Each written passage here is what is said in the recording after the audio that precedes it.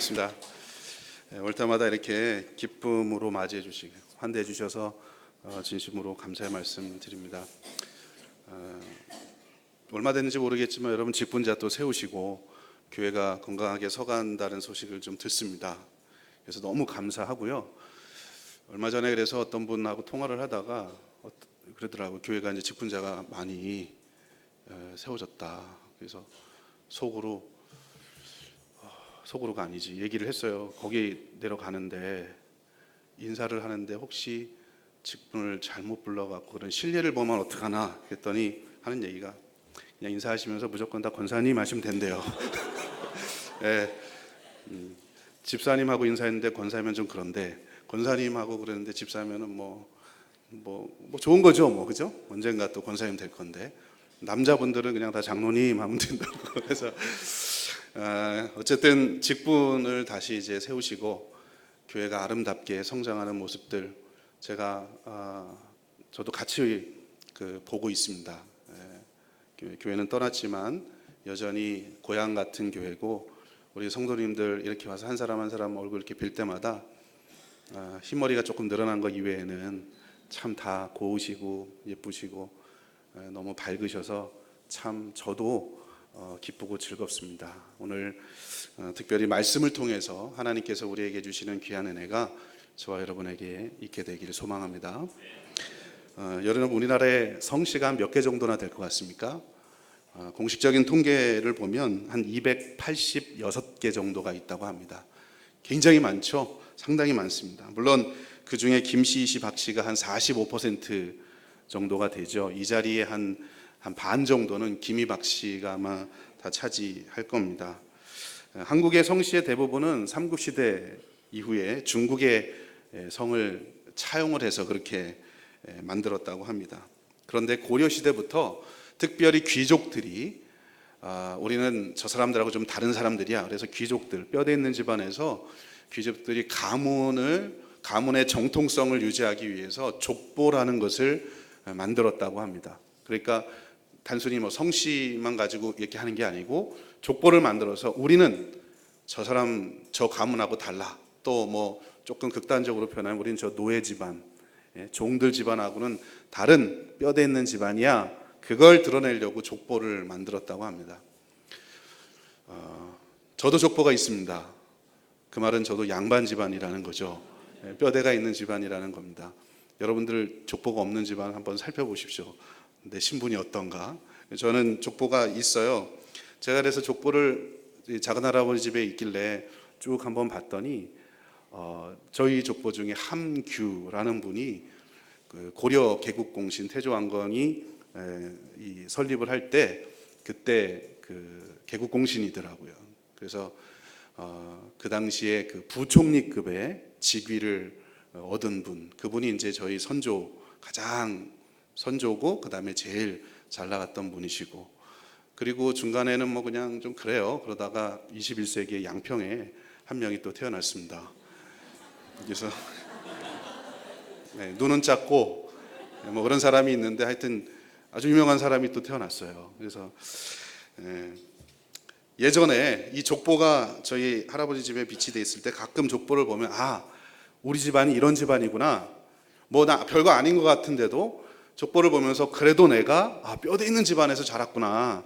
뭐 그냥 용서하십시오. 근본도 없는 뭐 이게 아니구나. 뭐 이런 생각이 들더라고요. 그러면서 이 가풍이란 것이 무엇인지, 한 사람이 태어나서 그죠? 태어난 것이 그냥 태어난 게 아니고 사실은 아버지, 할아버지, 또 할아버지 그러면서 형성되어 온 가풍이란 것이 무엇인지, 뿌리라는 것이 무엇인지를 이 족보를 통해서 알게 되었습니다. 여러분 말씀드린 것처럼 족보는 그래서 굉장히 중요한 의미를 갖습니다. 그 집안의 뿌리, 역사를 보여주는 중요한 책입니다. 내가 어떤 뿌리에서 나왔고 어떤 가풍 속에서 내가 살았고 자라왔고 또 지금 내가 어떤 삶을 살았는지, 물론 그 사람이 현재 살아가고 있는 경험하고 있는 경험들에 의해서 형성이 되지만 또 상당수 많은 부분들이 가풍이란 것에 영향을 받게 될 수밖에 없다는 겁니다. 그래서 여러분 우리가 아는 것처럼 옛날 어르신들, 우리 어르신들도 마찬가지고 자녀가 결혼할 사람을 데리고 오면 그죠? 그 집안이 어떤 집안인지 꼭 물어보지 않습니까? 그게 가풍과 관련돼서 어떤 집안에서 자랐는지, 인성은 어떤지, 성품은 어떤지, 성격은 어떤 건지, 전후 사정은 어떤 건지 그거를 알기 위해서 물어보곤 하는 겁니다. 그래서 여러분 아는 것처럼 결혼은 사실은 개인사가 아니고요, 가정사인 이유가 바로 거기 있습니다. 저도 결혼할 때 장인어른 되실 분한테 이제 인사하러 갔어요. 인사하고 나니까 그 며칠 후에 아내를 통해서 아내가 저한테 얘기를 하더라고요. 아빠가 호적 등본을 좀 갖고 오래. 그래서 제가 그 결혼을 깨려고 했습니다. 도대체 나를 어떻게 알고, 내가 어떤 집안에 살았는데. 그래서 좀 솔직히 기분이 좀 안 좋더라고요. 녹화가 되는 거 알고 있지만 어쩔 수 없습니다. 우리 집사람 볼 텐데 솔직히 기분이 조금 안 좋았어요. 결혼하고 이제 한참 지나고 우리 여러분 아시는 것처럼 저희 집에 딸만 셋 아닙니까? 이 아이들이 나중에 남편 될 사람 될 거면 저는 아마 호적에 주민등록에 건강증명서까지 아마 떼오라고 할 판입니다. 지금 제가 그 위치에 가보니까 그렇더라고요. 왜냐하면 결혼은 그냥 개인사가 아니고 가정사고, 한 사람의 인격과 성품이 형성되는 것들이, 또 신앙도 마찬가지고요, 어떤 집안에 큰 내려오는 내력, 그죠? 어떤 삶을 살았는지, 아버지가 할아버지가 이런 것들에 영향을 받을 수밖에 없다. 가풍이 그만큼 중요하다. 신앙의 가풍이 그만큼 중요하다라고 하는 것들을 깨닫게 됐습니다.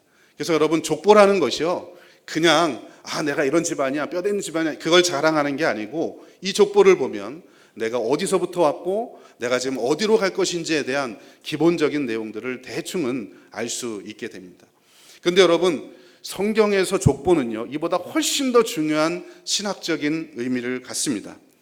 성경에서 족보는 한 세대가 마무리되고 또 다른 세대가 마무리되는 시작되는 그 시점에 중간에 족보가 기록되고 있습니다. 그러니까 여러분, 결정적인 터닝 포인트, 그죠? 그 한 민족의, 한 족속의 결정적인 터닝 포인트를 다룰 때 이런 삶을 살았고 앞으로 이렇게 살 건데 어떻게 살아왔는지를 정리하는 수단 중에 하나가 바로 이 족보였습니다.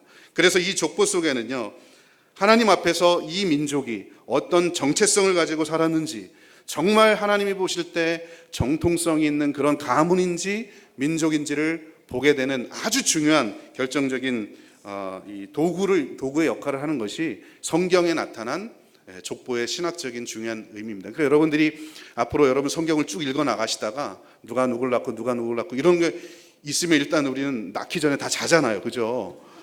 누가 누굴 낳고 누가 누굴 낳고 이거를 보실 때 전체적인 틀안에서 보면 이 족보가 등장하기 전후로 과연 어떤 일이 있었는가, 새로운 어떤 일이 펼쳐질 것인가 정리하는 의미로 이 족보가 기록되는 경우가 참 많이 있습니다. 대표적으로 우리가 읽었던 이 창세기 5장 이외에 그 이후에 보면 첫 번째 나오는 족보가 창세기 10장에 나오는 노아와 관련 노아 사건 이후에 나오는 족보입니다. 하나님께서 우리가 다 아시는 것처럼 노아와 그의 가족 8명을 빼고 나머지 모든 사람들을 다 멸하시게 됩니다. 심판하시게 됩니다. 죄악이 관영한 그 땅, 하나님을 인정하지 않고 살아가는 그 백성들 다 없애버리죠. 하나님의 형상대로 창조됐지만 하나님의 창조 질서를 따르지 아니하는 이 죄악이 관영한 사람들의 모습을 보면서 하나님께서 세상을 새롭게 판을 짜야 되겠다. 그래서 노아를 선택하시고 그 가정을 선택하십니다. 그리고 홍수로 쓸어버리십니다. 이제 노아를 통해서 하나님의 새로운 역사를 이루어 가시는데 그 직전에 바로 노아의 족보가 등장합니다. 옛 시대가 지나고 새로운 하나님의 역사를 시작하기 전에 족보를 통해서 너희들이 그냥 사는 게 아니야. 내가 너희 민족의 주인이야. 내가 너희 가정의 주인이야. 내가 새롭게 할 거야. 하나님의 주인 되심을 보여주는 게 족보고, 사람 입장에서 보면 내가 누구인지를 알게 하는 정체성을 보여주는 아주 중요한 내용이 바로 이 족보에 담겨져 있습니다. 여러분, 또 그 이후에 보면 창세기 11장에 보면 바벨탑 사건이 나옵니다. 그 바벨탑 사건으로 인해서 온 인류를 흩으십니다. 그리고 나서 11장 10절에 또 작지만 족보가 기록이 되고 있습니다. 인류를 다 흩으시고 난 이후에 새롭게 하나님께서 무언가를 하시기 위해서 족보를 기록하고 있습니다. 하나님처럼 되고자 했던 사람들의 교만함을 꺾으시고 모든 사람들을 다 흩어버리시죠. 언어를 흩으시고 모든 사람을 다 흩으시고, 이게 11장입니다. 그리고 12장에 가보면 아브라함의 이야기가 나옵니다. 아브라함을 통해서 하나님께서 새롭게 역사를 써가시는데 그 직전에 그렇게 죄악이 관영했던, 타락했던, 교만했던 그 시대를 정리하면서 족보를 기록하고 이제 12장에서 아브라함을 통해서 내가 새 역사를 써갈 거야. 너희는 내가 주인이야. 내가 하늘의 별과 같이 땅의 모래와 같이 많게 할 내가 주인이야. 너희는 나를 따라야 돼. 뒤집어 이야기하면 백성 입장에서 보면 나는 하나님의 백성이구나. 우리 민족은 하나님의 것이구나. 내 정체성이 무엇인지를 알게 하는 것이 바로 이 족보라고 하는 것입니다. 여러분 창세기 10장, 11장 그리고 건너뛰어가면 역대상 1장부터 9장까지 아주 긴 장에 걸쳐서 또 족보가 등장합니다. 아담에서 아브라함에게까지 이르는 족보, 그리고 다윗과 이 솔로몬에 관련된 족보, 그리고 12지파와 관련된 족보들이 쭉 기록되어 있습니다. 여러분 이 역대기는요 바벨론 포로로 갔다가 돌아온 이후에 기록된 것입니다. 그래서 이 족보 속에는 하나님께서 이스라엘 역사 속에서 어떻게 역사하셨는지, 하나님이 이스라엘을 어떻게 선택하셨는지, 그리고 패역했지만 죄악 때문에 징계를 받아서 포로로 끌려갔다가 다시 돌아오고 그 과정에서 하나님께서 어떻게 역사하시고 여전히 보호하고 계시는지, 주권자가 누구인지, 하나님이 남은 자를 통해서 어떻게 역사를 이루어 가시는지, 이 모든 것들을 보여주는 게 사실은 이 족보라고 하는 이 안에, 이걸 읽으면서 우리가 이런 삶을 살았구나, 우리 조상 아무개는 이랬고 누가 누굴 낳고 누가 누굴 낳고 이랬지만 우리의 뿌리가 하나님이구나. 우리가 비록 죄악 때문에 포로로 끌려갔다 다시 돌아와서 이런 삶을 살고 있지만 우리의 뿌리는 하나님이구나. 우리 민족은 하나님을 떠나서는 살 수 없는 그런 민족이구나. 정말 중요한 이 신학적 의미를 보여주는 게 바로 이 족보입니다. 그래서 여러분 말씀드린 것처럼 이 족보는요 한 민족의 정통성을 보여줄 뿐만 아니라 하나님께서 한 가문을, 한 족속을 역사 속에서 어떻게 사용하셨는지를 잘 보여주는 아주 중요한 해석의 틀이라는 겁니다. 그런데 흥미로운 것은 여러분 성경에 보면 어떤 가문은 하나님의 역사에 귀하고 아름답고 신실하게 쓰여진 가문이 있지만 또 어떤 가문의 역사와 족보를 살펴보면 하나님의 역사에 그리 선하게 사용되지 못한 그런, 쉽게 이야기하면 패역한 가문의 모습으로 비춰지는 그런 가문들도 있다라고 하는 겁니다. 그런 관점에서 우리가 다 읽지 않았지만 창세기 이 4장과 5장에 보면 두 가문의 족보가 등장합니다. 여러분 재미있는 것은 두 가문 모두 다 같은 어머니 아버지 밑에서 배에서 태어나왔습니다. 아담과 하와라고 하는 같은 어머니 아버지를 모시고 그 아래서 태어나온 두 가문입니다. 가인의 가문과 아벨의 가문 똑같습니다.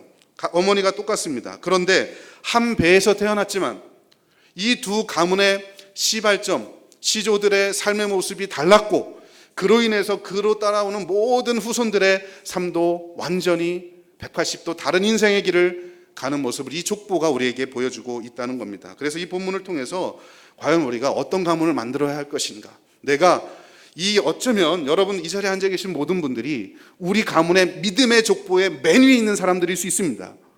이 중에는 신앙의 1세대도 있고 2세대도 있고 3세대도 있고 어찌 되었든 간에 우리가 신앙과 우리 가정의 믿음의 족보의 맨 위에 있는데 내가 과연 어떤 믿음의 시조가 되어야 할 것인가, 믿음의 족보에 어떤 사람으로 내가 남겨질 것인가, 이 말씀을 통해서 한번 은혜를 나누고자 하는 것입니다. 첫 번째, 이 족보를 통해서 우리가 알 수 있는 중요한 건요, 어찌하든 간에 믿음의 가문의 역사를 써가야 한다는 겁니다. 여러분이 우리가 죽고 난 다음에 어디에든지 우리의 삶에 대한 기록이 남을 겁니다.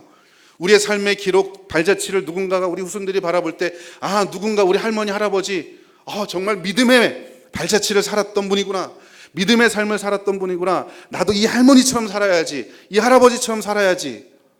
여러분 어찌하든 믿음의 가문을, 그 역사를 써가는 우리가 되어야 합니다. 창세기 4장 16절부터 24절에는요 장남인 가인의 족보가 등장을 하고, 그리고 그 뒤에 창세기 4장 25절부터 5장 32절 조금 더 깁니다. 이 부분에는 두 번째 아들인 아벨이 죽고 나서 하나님이 두 번째로 주신 셋이라고 하는 아벨 혹은 셋의 족보의 기록이 등장하고 있습니다. 말씀드린 것처럼 둘 다 부모님이 똑같습니다. 가인과 이 아담과 하와. 부모님은 똑같은데 이 두 사람이 완전히 다른 인생의 길을 가게 됩니다. 먼저 여러분 창세기 4장 전반부에 나오는 16절 24절에 나오는 장남 가인의 후보와 그 계보에 대해서 한번 족보가 어떤지 한번 살펴보겠습니다. 여러분 첫 번째 16절에 첫 번째 이 선주 중에 첫 번째 나오는 사람이 가인인데 성경은 이 가인을 묘사할 때 이렇게 시작합니다. 가인이 여호와 앞을 떠나서. 여러분 시주 족보의 첫 번째에 가인이 여호와 앞을 떠나서 라고 이야기합니다. 왜 가인이 여호와 앞을 떠납니까? 자기 동생을 돌로 쳐 죽입니다.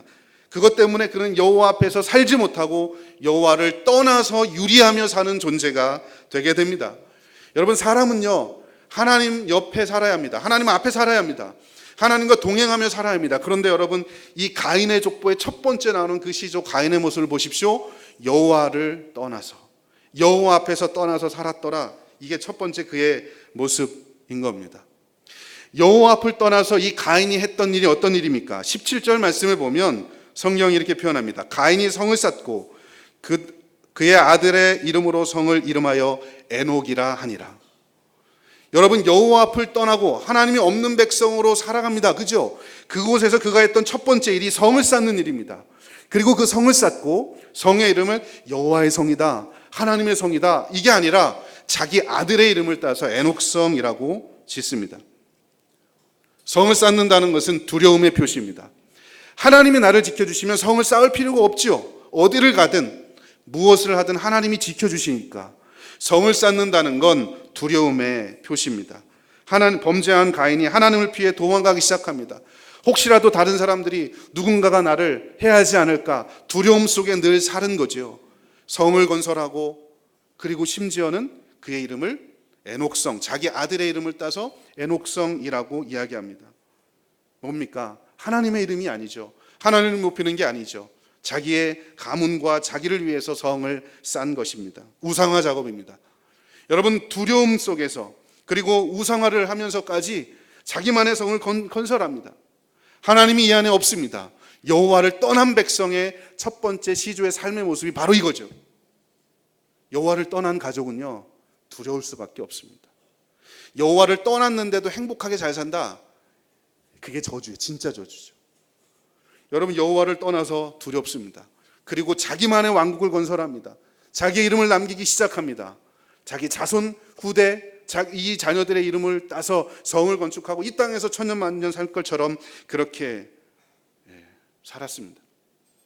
19절에 가인의 후손 라멕이 등장합니다.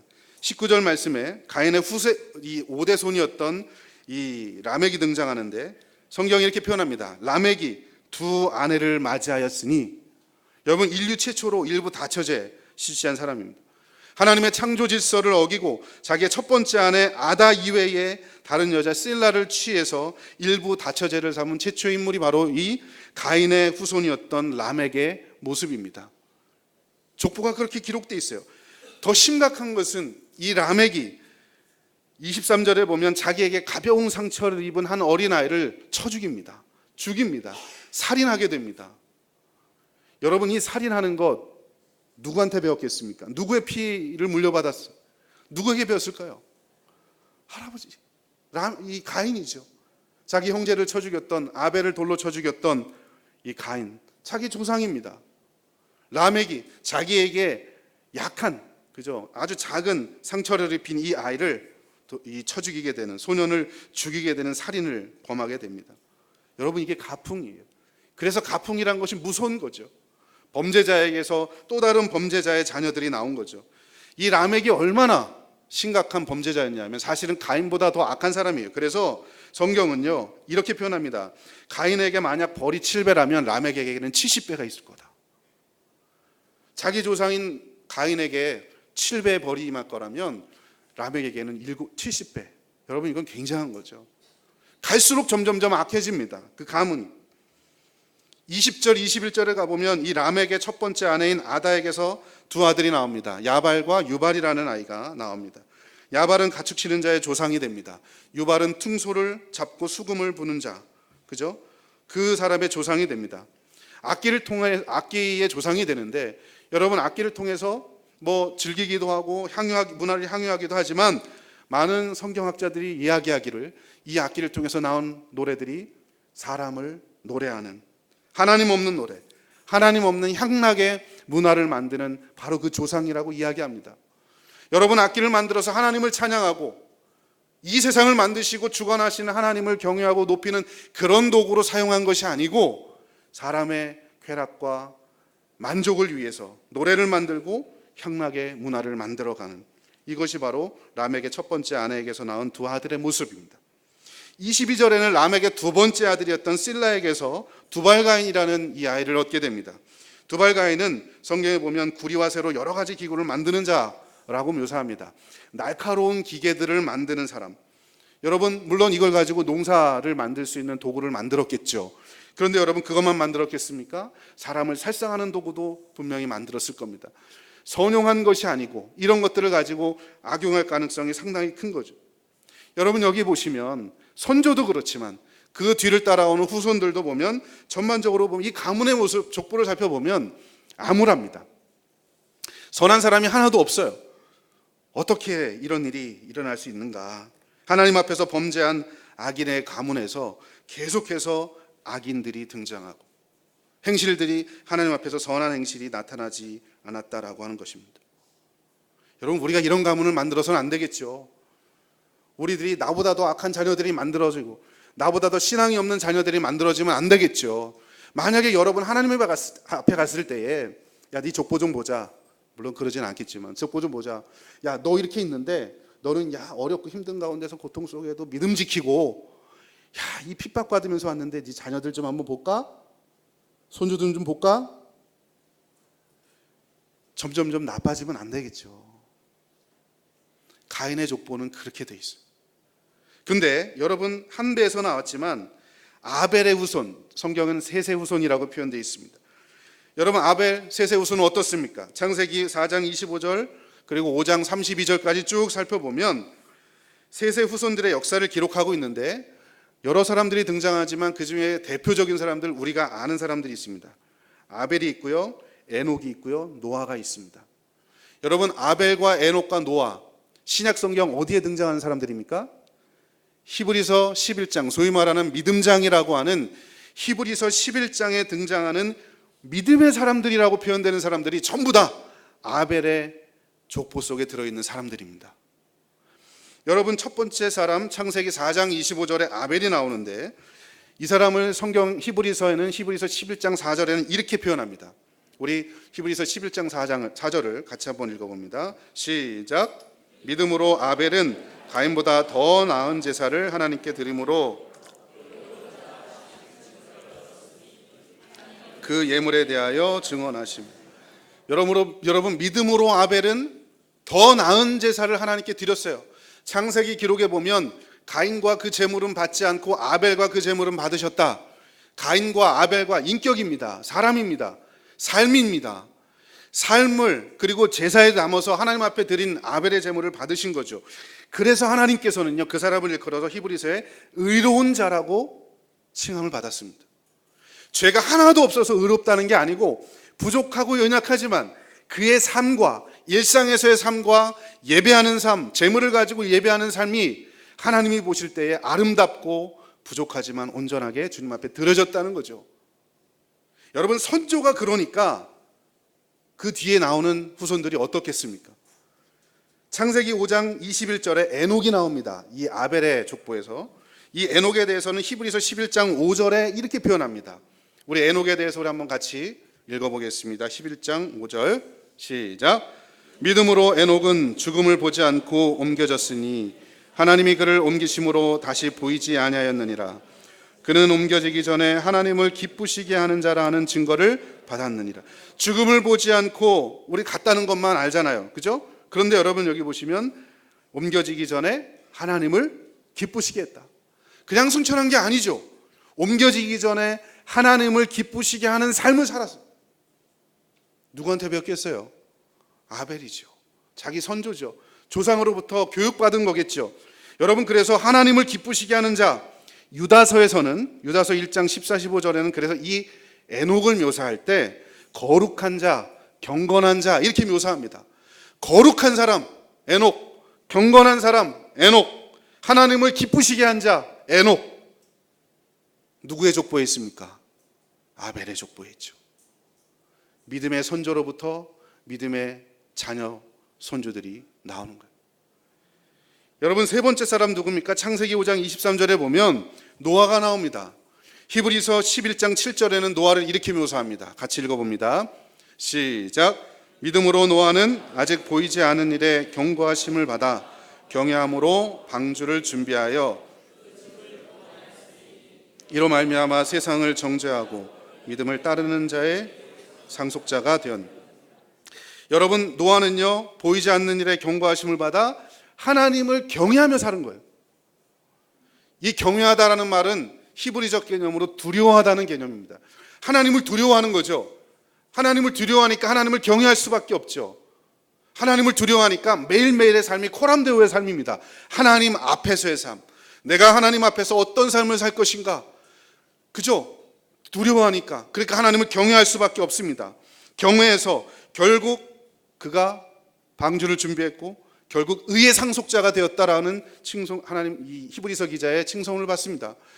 여러분, 아벨도 그렇고요, 에녹도 그렇고요, 이 노아도 그렇고요, 공통적으로 나오는 말이 뭡니까? 의로운 사람들이었다는 거예요. 의로운 사람. 다시 말씀드립니다. 죄가 하나도 없어서 우리가 의로운 것이 아니고 부족하고 연약하지만 하나님을 의지하며 살고자 몸부림치면서 매일매일 주님과 동행하는 살고자 하는 그 마음, 열정, 열심, 그것이 의롭다 칭함을 받은 이유인 것입니다. 여러분, 이 가문은 이런 가문이었어요. 여러분, 그런데 이 아벨의 가문, 아벨의 자손들, 즉 셋의 자손들에 대해서 우리가 다 살펴보지 않았지만 이 가문들에서 공통적으로 얻을 수 있는 게 바로 믿음의 가문이었다는 건데, 이 어떻게 해서 이들이 믿음의 가문이 되었느냐? 성경은 그 단서를 창세기 4장 26절에서 우리에게 이렇게 말씀합니다. 창세기 4장 26절. 셋도 아들을 낳고 그의 이름을 에노스라 하였으며 그때 사람들이 비로소 뭐 했다고요? 여호와의 이름을 불렀더라. 여호와의 이름을 불렀더라. 여호와의 이름을 부르면서 인생의 주인이 하나님임을 믿고 살아가는 그 조상과 족속들. 그래서 믿음의 조상들이 되는 겁니다. 믿음의 가문들이 되는 겁니다. 여러분, 여호와의 이름을 불렀다는 게 어떤 의미인 줄 아십니까? 신약 성경에서는요, 사도행전 2장 21절, 로마서 10장 13절에서 보면 여호와의 이름을 부르는 것이 구원과 관련되어 있습니다. 사도행전 2장 21절에 누구든지 주의 이름을 부르는 자는 구원을 얻으리라. 로마서에도 똑같이 나와 있습니다. 누구든지 주의 이름을 부르는 자는 구원을 얻으리라. 여호와의 이름을 부른다는 건 나의 부족함을 느끼는 겁니다. 나의 연약함을 느끼는 겁니다. 하나님을 의지하지 않고는 살 수 없다는 것을 고백하는 겁니다. 여호와 하나님의 왕되심을 고백하는 겁니다. 여호와의 이름을 불렀더라. 아이를 낳고 너무 기뻐서 성을, 내 이름으로 된 성을 건축한 게 아니고 아들의 이름으로 된 성을 건축한 게 아니고 비로소 여호와의 이름을 불렀더라. 나의 구원자는 하나님이십니다. 우리 가문의 구원자는 하나님이십니다. 하나님이 우리 가문 책임져 주셔야 합니다. 여러분, 그 고백이죠. 사람의 이름을 부르고 사람의 명예를 세우며 그걸 꿈꾸며 살았던 가문과 하나님의 이름을 부르고 하나님께 영광되는 삶을 살기로 작정한 이 가문의 결과가 너무나도 극명하게 대조됩니다. 여러분, 그럼 우리 여기서 뭘 얻을 수 있겠습니까? 이 족보 이야기를 통해서 뭘 얻을 수 있겠습니까?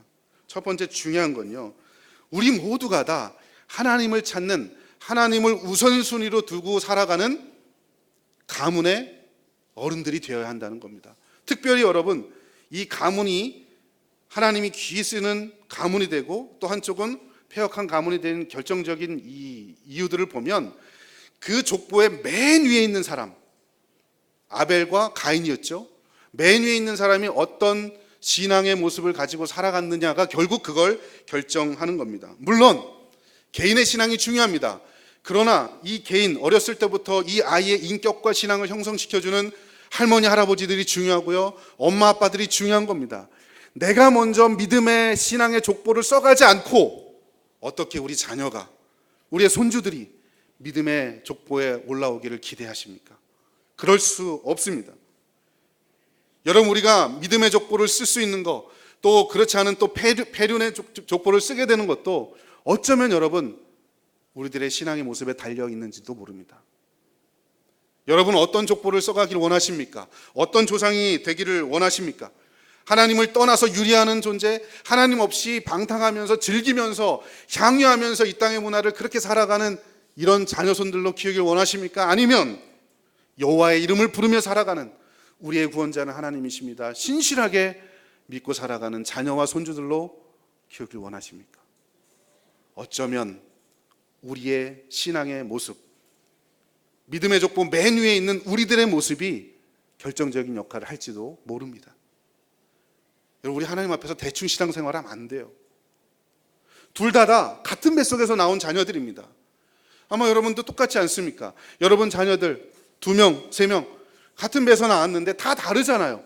어떤 아이는 교회를 떠난 아이도 있고, 어떤 아이는 주님을 섬기는 아이도 있고, 또 거기서 나온 손주들 중에도 신실한 아이가 있고 그렇지 않은 아이들이 또 있어요. 끊임없이 여러분 시집장가 갔다고 애들 딴 거는 간섭하지 마시고 믿음은 간섭하셔야 돼요.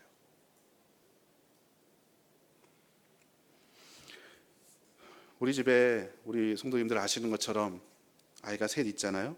미나유나 선아입니다. 둘은 이제 사춘기 짐승입니다. 말이 안 통합니다. 얘는 말귀를 못 알아들어요. 그래서 영어로 해봤어요. 듣지도 않습니다. 짐승 둘하고 반인반수 하나가 있습니다. 막내는 이제 짐승이 돼가요. 초등학교 1학년 됐습니다. 우리 선아가. 여기 주영빌라에서 태어난 선아가 벌써 초등학교 1학년이 됐습니다. 그런데 여러분, 제 안에 두려움이 있습니다. 솔직한 마음. 이 아이들이 셋 다 정말 믿음으로 바르게 살아갈 수 있을까? 그런 두려움입니다. 이 아이 모두 다 한 아빠 한 엄마 뱃속에서 태어난 아이들입니다. 그런데 자라면서 정말 이 아이들이 다 신실하게 믿음을 지키며 살아갈 수 있을까? 게다가 제가 목사잖아요. 그죠? 게다가 제가 기독교 교육을 전공했잖아요. 원래 기독교 교육은 기독교 교육을 못하는 사람이 하는 거예요. 설교학 전공자는 설교를 못하는 사람이 설교학을 하는 거고, 상담은요, 상담이 정말 필요한 사람이 상담학을 해요. 아마 오늘 오후에 오실 철학하시는 분은 철학이 필요해서 철학을 하신 분일 거예요. 대부분 그래요. 제가 목사하고 기독교 교육을 전공을 했고 어디 가서 부모 특강하고 자녀 특강하는데 잘 안 가요. 사실은 자녀 특강은 제가 죄책감을 많이 느껴서. 자녀 키우는 게 여러분 쉽습니까? 정말 어려워요. 목사의 자식이라고 교육학을 전공한 자식이라고 사춘기 안 옵니까? 더 심하게 오죠. 더 괴롭죠. 알면서 못하니까 그렇게 제가 더 괴롭다는 거예요. 그러면서 이 아이들을 내가 어떻게 믿음으로 키울 수 있을까? 물론 아이들하고 소유문답도 하고 가정 예배도 하고 교회 갔다 오면 성경에 대해서 오늘 배운 거 물어보고 어떻게 살 건지 같이 나누기도 하고 기도도 하지만, 이 아이들이 자라면서 정말 셋 다 하나님 앞에서 온전한 신앙, 믿음의 1세대, 저희 어머니가 겪었던 핍박을 받으면서 다녔던 이 신앙을 본받을 수 있을까? 믿음의 2세대, 그 핍박을 받으면서 자랐던 내 모습, 우리 집사람의 모습을 우리 아이들이 본받을 수 있을까? 얘네가 3세대잖아요. 퀘스천 마크입니다. 두려워요, 솔직히 말하면. 과연 이 아이, 내가 믿음의 족보를 써갈 때 이 아이들이 과연 어떤 아이들로 자라게 될 것인가? 사랑하는 성도 여러분, 여러분의 신앙도 중요하고요. 여러분의 신앙으로 인해서 우리의 자녀손들의 신앙의 믿음의 족보가 이렇게 쓰여질 수도 있고 저렇게 쓰여질 수 있다는 사실 꼭 기억하십시오. 여러분이 바르게 서야 합니다. 어찌하든 믿음의 족보를 다 써가는 우리 모두 될 수 있기를 주의 이름으로 축원합니다. 두 번째로, 여러분 이름만 믿음의 가문이 아니라 삶이 믿음인 가문을 만들어야 합니다. 오늘 우리가 살펴보고 있는 이 성경에 등장하는 두 가문의 족보를 가만히 살펴보면 여러 사람이 등장하는데 이름이 똑같은 사람이 양쪽에 2명씩 등장합니다. 가인의 족보에도 있고 아벨의 족보에도 있는 동일한 이름을 가진 사람이 2명이 등장합니다. 그 사람이 에녹이라는 사람과 라멕이라고 하는 사람입니다. 가인의 족보에도 있고요, 아벨의 족보에도 있습니다. 여러분, 에녹이라는 사람, 이 에녹의 이름의 뜻은요, 깨닫게 하는 자, 헌신하는 자. 아주 좋은 뜻이죠. 헌신한다는 거 얼마나 좋습니까? 그런데 여러분, 가인의 족보에 등장하는 에녹은요, 자기 아버지 가인이 아들을 낳고 그 이름을 에녹이라고 지었고 에녹성을 지었잖아요. 그죠? 두려움 속에서 성을 짓고 유리하면서 살아가잖아요. 여기저기 돌아다니면서. 교만함, 두려움, 하나님이 없는 삶을 살아가는 사람, 그 가문의 이 아이가 에녹입니다. 가인의 족보에 있는 에녹은 그렇습니다. 두려움이 있고 교만하고. 그런데 여러분, 아벨의 후손에 있는 이 똑같은 이름을 가진 에녹은 어떤 사람입니까? 성경을 보면 5장 22절에 하나님과 동행하는 자라고 표현되고 있습니다. 이름이 똑같지만 한 사람은요, 두려움과 교만 속에 살지만 또 한 사람은 하나님과 동행하는 사람, 그래서 죽음을 보지 않고 바로 하늘로 승천한 사람. 여러분, 하나님과 동행한다는 것의 히브리적 개념은요, 매일매일 일상 속에서 주님과 교통하면서 교제하면서 하나님 살아간다는 그런 의미입니다. 하나님과 관계적으로 머리로만 아는 게 아니고 일상 속에서 주님과 관계하면서 주님과 매일매일 교제하면서 살아가는 것, 이것이 바로 하나님과 동행한다라고 하는 것의 히브리적 의미입니다. 여러분, 그 에녹이 어떻습니까? 우리가 읽었지만 11장 5절에, 히브리서 11장 5절에 믿음으로 에녹은 죽음을 보지 않고 옮겨졌으며 하나님이 그를 옮기심으로 다시 보이지 아니하였으니 그가 옮겨지기 전에 하나님을 기쁘시게 하는 자라 증거하였다. 우리는 하늘로 올라간 것만 알지만 옮겨지기 전에 하나님을 기쁘시게 하는 자, 하나님과 동행한 자, 매일매일 교제한 자. 에녹이라고 하는 이름은 똑같습니다. 그러나 삶은 완전히 다르죠. 이름이 중요한 게 아니고 이름에 걸맞는 삶을 살아가느냐, 훨씬 더 중요하다는 겁니다. 여러분, 두 번째 나오는 사람이 누구입니까? 두 번째는요, 라멕이죠. 이 라멕이라는 사람의 이름의 뜻은 강한 자, 능력 있는 자라는 뜻입니다. 얼마나 좋은 이름입니까? 강하고 능력 있는 자. 그런데 가인의 족보에 있는 라멕은요, 우리 앞서 살펴봤지만 두 아내의 남편이 됩니다. 일부 다처제죠. 자신의 조상 가인처럼 분노가 가득 찬 살인자가 됩니다. 강한 거, 자기 이름 그대로 강하고 능력 있는 걸 누군가를 죽이는 데에, 또 다른 여인을 취하는 데에 사용했다라고 하는 것입니다.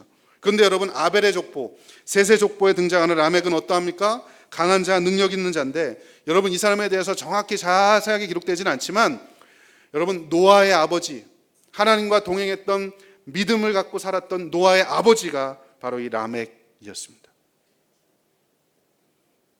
믿음의 조상이 된 거죠.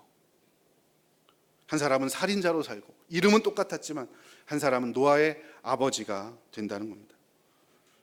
두 사람 다 똑같은 이름을 갖고 있었지만 이름에 걸맞는 삶의 모습은 완전히 다른 삶이었다는 겁니다. 여러분, 우리가 자녀들의 이름을 지을 때 누구는 뭐 이런 아주 신앙적인 이름, 그죠? 예, 지혜, 그 다음에 하영이라고 이름 줬으면 하나님과 동행하며 하나님께 영광 돌리는 삶을 살게 하는 게 맞죠. 이름만 하영이라고 줬다고 다 하영이가 아니에요. 물론 여기 오해하지 마세요. 하영이 제가 콕 찍어서 얘기하는 거예요. 근데 그거 아닙니다. 그죠? 솔로몬이라고 이름을 줬으면 정말 신실하게 여호와를 겪은 지혜로운 사람으로 키워야죠. 요셉이라고 이름을 지었으면 어떤 시련과 환난이 와도 믿음으로 이길 수 있는 그런 아이로 키워야죠. 그게 이름에 걸맞는 삶인 겁니다. 이름만 거창하고 화려하고 성경적이라고 그 아이가 성경적인 삶을 사는 게 아니라는 겁니다. 그거 누가 키우는 거예요? 우리가 키우는 거죠. 우리 할머니 할아버지들이 키우는 거고요.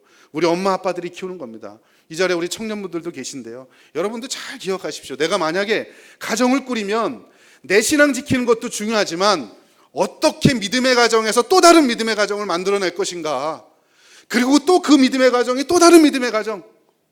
여러분, 이거 정말 고민하면서 결혼하셔야 돼요. 이름만이 아니고 삶으로 하나님께 돌리는, 영광 돌리는 그런 믿음의 족보를 써가는 우리 모두 될 수 있기를 주의 이름으로 축원합니다. 여러분, 말씀을 정리합니다. 오늘 성경에 나오는 대표적인 족보, 성경에서 족보가 아주 중요한 신학적인 의미가 있는 족보, 가인과 아벨의 족보를 통해서 우리가 살펴봤습니다. 한 배에서 나왔지만 한 가문은 폐륜의 역사를, 또 다른 가문은 믿음의 역사를 써가는 전혀 다른 인생을 살게 됩니다. 바라기는 우리 모두가 다 우리가 하나님 앞에 신실하고 충성되어서 우리를 따르는, 우리에게서 나온 우리의 손주들, 우리의 자녀들에게도 정말 신앙적인 선한 영향력을 미쳐서 믿음의 가문, 믿음의 족보를 잘 써갈 수 있는 우리 모든 성도들 될 수 있기를 주의 이름으로 축원합니다. 기도하겠습니다.